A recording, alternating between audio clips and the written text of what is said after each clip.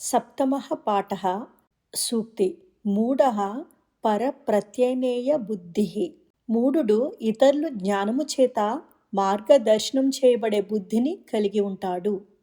వ్యవహారిక శబ్దాలు: గృహోపకరణాన్ని, కుర్చీ, ఆసందః, టార్చ్ లైట్, కరదీపః, తాళము, తాళః, చాప, కటః, ట్యూబ్లైట్, దండదీపః, స్విచ్, పింజః, ఇస్త్రీపెట్టె, సమీకరః, అద్దము, దర్పణః, సంచి, స్యూతః, పంపు నల్ల, నలిక, అగ్గిపెట్టె, అగ్నిపేటిక, తాళపు చెవి, కుంచిక, ఫోను, దూరవాణి, మంచము, శయ్య, కబోర్డ్, కపాటిక, పరద, జవనిక, చెత్తబుట్ట, అవకరిక, పెట్టె, పేటిక, పొయ్యి, చుల్లి, పూలతొట్టి, పుష్పదాని, చీపురు, సమ్మార్జని, దిండు మెత్త, ఉపదానం, కాళ్ళు తుడుచు పట్ట, పాదశోధనం, విసునకర్ర, ఫ్యాను, వ్యంజనం,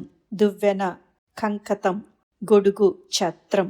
ప్రహేళిక: దంతైహీనః శిలాభక్షి నిర్జీవో బహుభాషకః గుణస్యూతి సమృద్ధోపి పరపాదేన గచ్చతి. పళ్ళు లేకపోయినా రాళ్ళు తింటుంది, ప్రాణం లేకపోయినా బాగా మాట్లాడుతుంది, చాలినంత గుణసంపద ఉన్నా కూడా ఇతరులను అనుసరిస్తుంది. అది ఏమై ఉంటుందో ఊహించగలరా? పాదరక్ష అంటే చెప్పులు. ధ్యేయః సదా సవితృమండల మధ్యవర్తి నారాయణః సరసిజాసన సన్నివిష్టః కేయూరవాన్ మకర కుండలవాన్ కిరీటీ హారీ హిరణ్మయవపోర్ధృత శంఖచక్రః.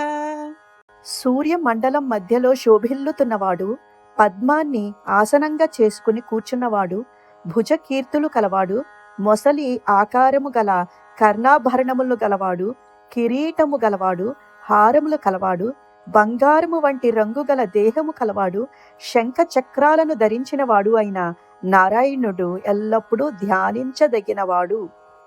తం సూర్యం జగతాం నాథం జ్ఞాన విజ్ఞాన మోక్షదం మహాపాపహరం దేవం తం సూర్యం ప్రణమామ్యహం.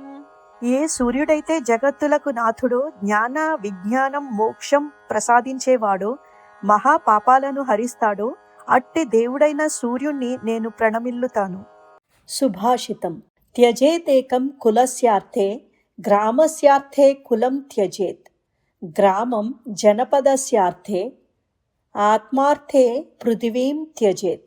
కులాన్ని దృష్టిలో ఉంచుకుని కుటుంబంలో ఒక అవివేకి ఉంటే వాడిని దూరంగా ఉంచాలి. గ్రామానికి హితం జరిగేటట్లయితే ఒక కుటుంబాన్నైనా దూరంగా ఉంచాలి. దేశానికి హితం జరిగేటట్లయితే ఒక గ్రామాన్నైనా సరే వదిలివేయాలి. ఆత్మ సాక్షాత్కారానికైతే భూమిని వదిలివేయాలి.